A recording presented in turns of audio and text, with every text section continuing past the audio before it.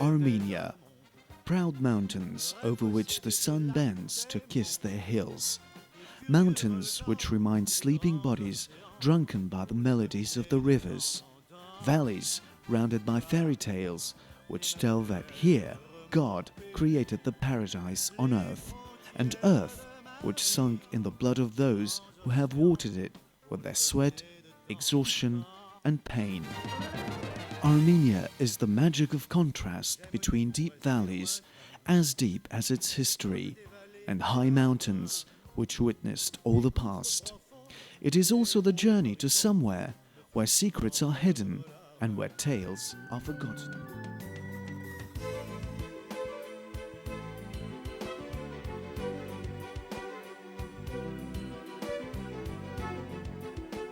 Presently, Armenia has a territory of 29,800 square kilometers. It is situated in the southern part of Caucasus, at the point which links Caucasus to Small Asia. Armenia's neighboring countries are Georgia in the north, Azerbaijan in the east, Iran in the south, and Turkey in the west. The country is from 900 to 1600 meters above sea level. Armenia is embraced by the Mount Ararat, which keeps all its secrets and tales.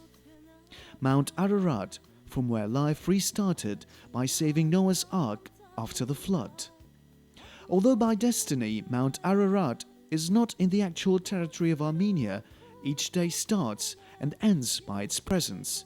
It is present every moment, like all the sounds which come from the past and take all its prayers to the sky.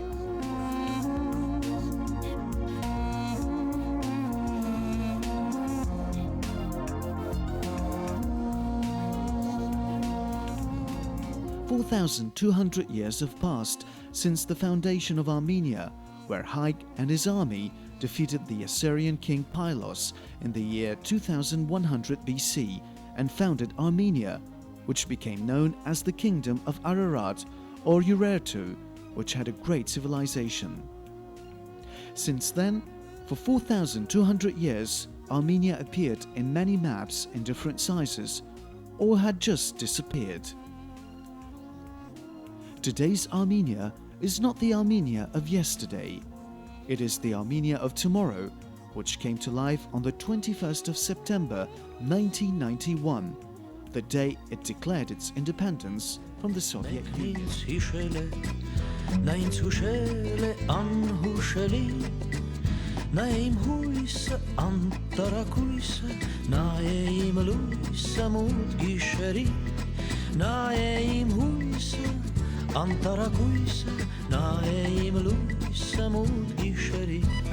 Yerevan, the capital of Armenia, is one of the oldest capitals in the world.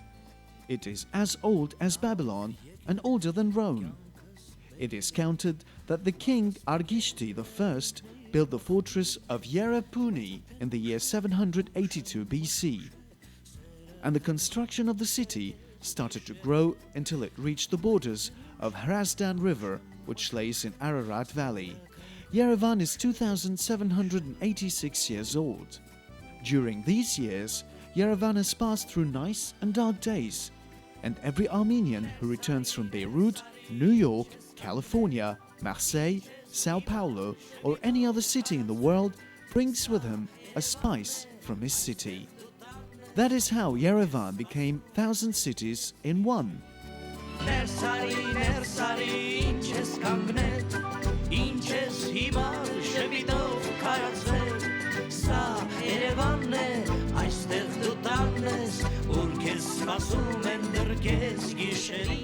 This makes the discovery of Yerevan a tasty adventure, like drinking a glass of wine, which brings the charm of the city in your soul and makes you dizzy.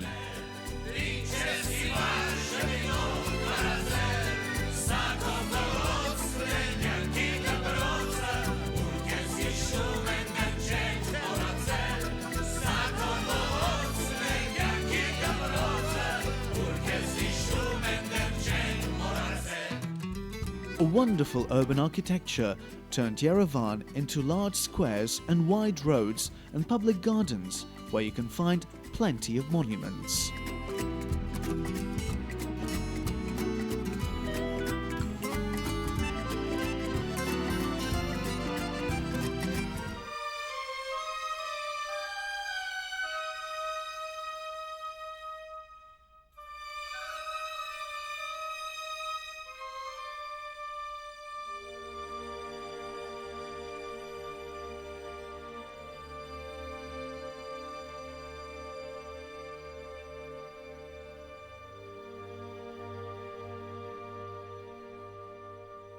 In the National Museum, one can find very rare art pieces of Russian and European artists.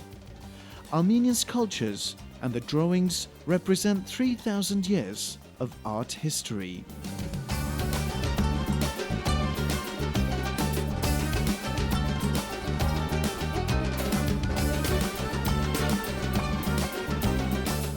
And the Genocide Museum keeps documents of the Armenian genocide for preserving the memory of the victims for the coming generations.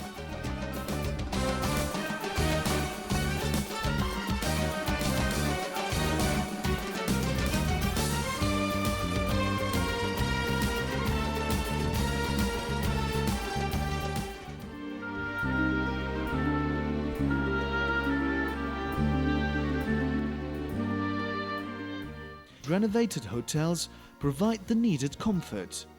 Armenia Hotel is almost national and is directed by the Marriott Group, which encourages the flow of tourists from Western countries.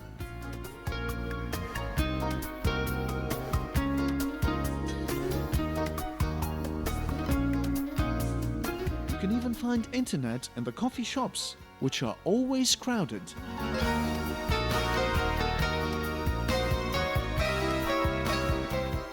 Where you can smell the fragrance of coffee as if you are in the streets of Paris, if not the place of backgammon, which turn you back to reality. More luxurious restaurants also offer artistic shows beside the main dishes.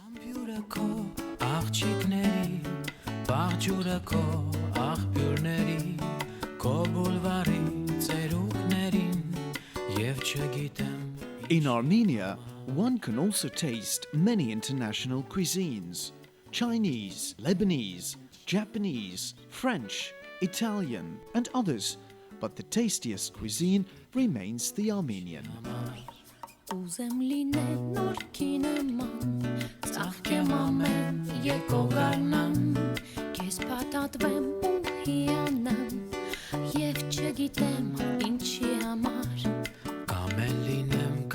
The Armenian cuisine is full of varieties, and it satisfies even the most difficult tastes. Salt, chili pepper, and garlic are used in almost every dish.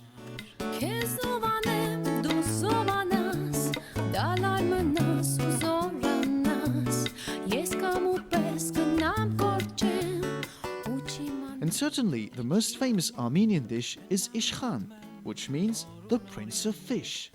Its origin comes from Lake Sevan. The national bread in Armenia is lavash. The villages have kept the old tradition of storing lavash during winter. Fruits are also various. Apricot, for instance, is considered a national fruit. The Romans used to call it Armenian plum. Its color shared the color of the sky and blood in the Armenian national flag. And if overcrowded coffee shops and restaurants are the liveliest spots, there is another place that can compete with them all the same: water fountains.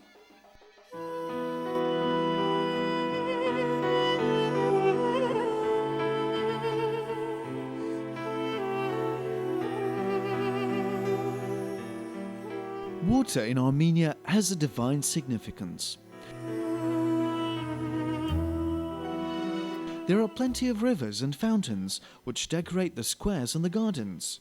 2,750 water jets are counted, symbolizing the age of Yerevan.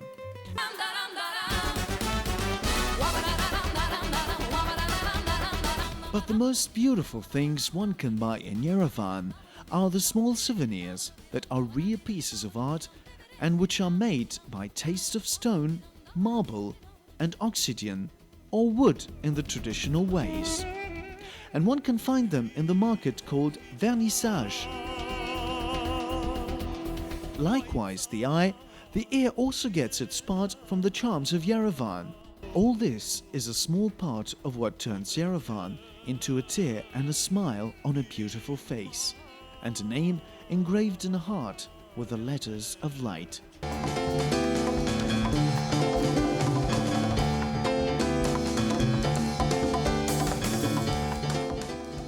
Economically, Armenia counts on trade and is currently trying to get its place in the economically most developed capitals of the world. However, the most important Armenian industry is wine fermentation and brandy or cognac distillation. The Armenian brandy won many international prizes. The most refined brandy was kept for the Soviet leaders such as Stalin and Brezhnev. Even Churchill yielded to this temptation after Stalin offered him a 10-year-old bottle during the Tehran Conference in 1943.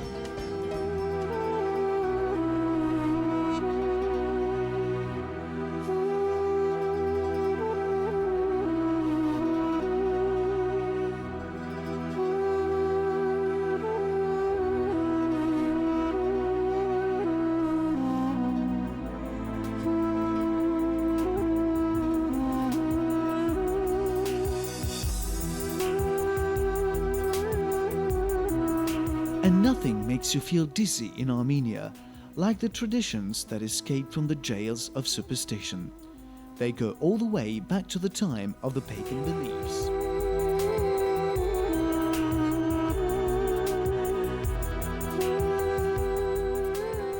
But no belief supplants Christian faith.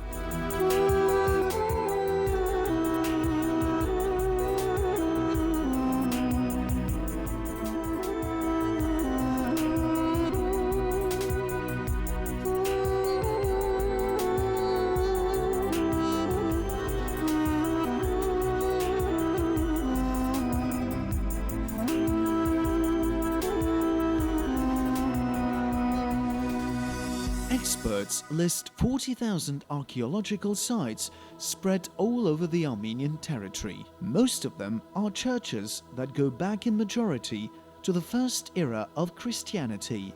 They possess an unrivaled architectural beauty that inspired later on the Gothic style in Europe.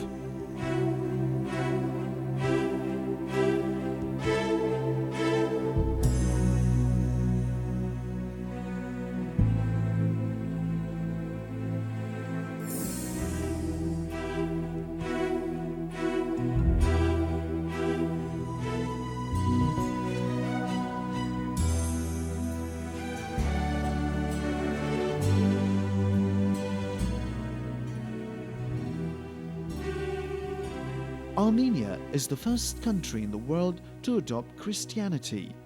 They lost many battles, but never denied their religion.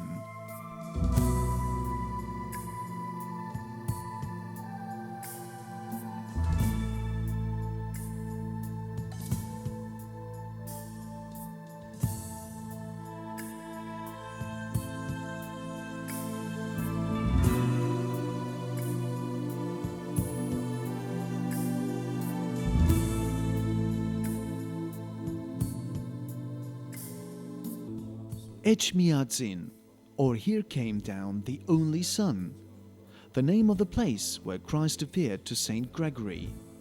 It is said that he indicated to him the place and the shape of the first church in the Christian world.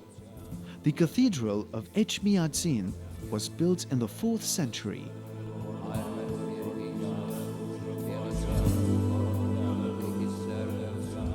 It is the heart of the Armenian Christianity and the base of the Catholicos, the highest Orthodox Armenian religious dignity since 1441.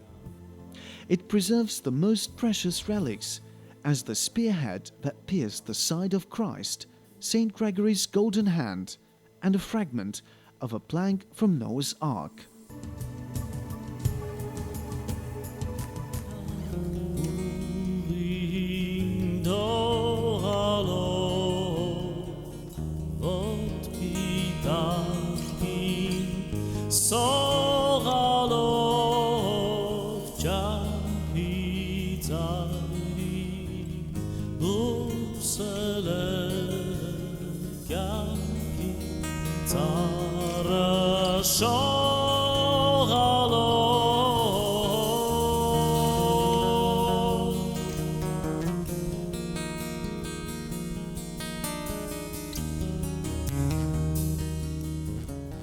And the visit drags on.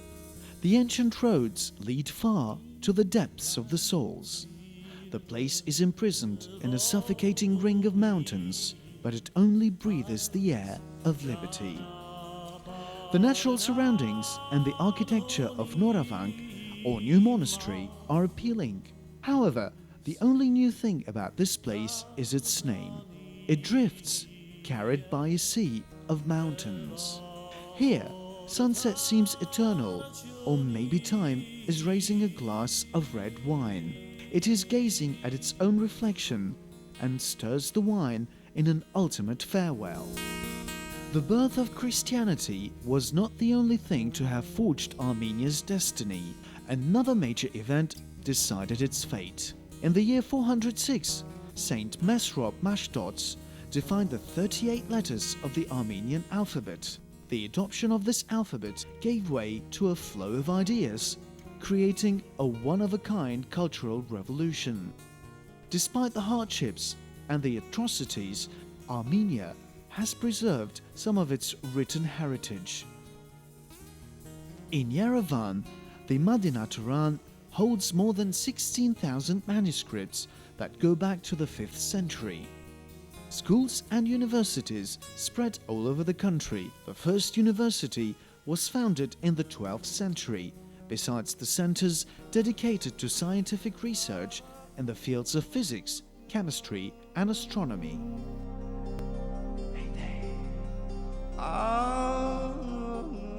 Arakat, the 4,100-meter-high mount, is Armenia's highest peak. Here, words fall silent.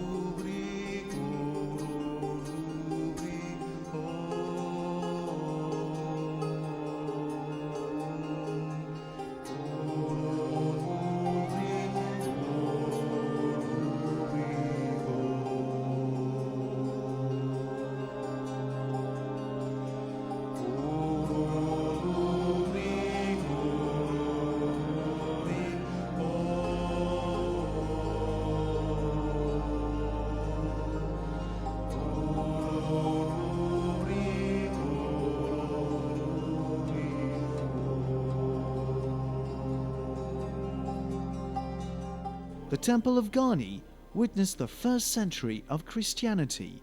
It is the Temple of the Sun. Its unique Hellenistic character saved it from total annihilation despite the great destruction it has endured due to earthquakes.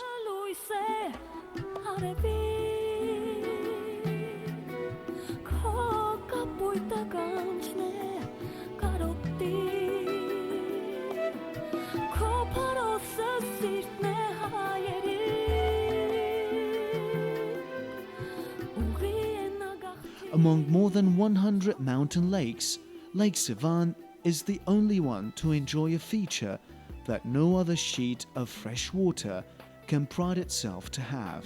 It spreads over a surface of 1,500 square kilometers and is at 1,918 meters above sea level. This lake, embedded in a mountain setting, flooded with sunlight, is the sea from which Armenia is deprived. Armenia, who has always venerated water. Armenia is a southern country. During summer that stretches from May till August, the bright and tireless sun does not leave the sky before 10 in the evening. The spruce breezes hurtle down the mountains, bringing from the high peaks a delightful coolness. While spring and fall are the most famous painters in all Armenia, the shades of red and the glare of gold color, flowers and trees veiled for a long time underneath the snowy coat of winter. Tourism in Armenia is an unrivaled delight because of two beauties: the nature of the earth and the nature of the people. If by the past, its bloody struggles against history's ferocious will and its constant challenges to defend its cultural heritage and its right to live on earth have forged the Armenian people's reputation, today their hospitality and generosity are on everybody's lips. Old remains set in an incomparable setting, exhaling the reminiscence of one of the oldest civilizations in the world and breathing in the sense of a modern yet personalized way of life. This might be what drew the artist Rockwell Kent to assert, if one asks a tourist, where in the world can you find the largest number of ingredients for amazement? He would immediately answer, Armenia. Mon pays, c'est toi et ma terre et sous tes pas. Mon pays, c'est là où tu vis, là où tu vis.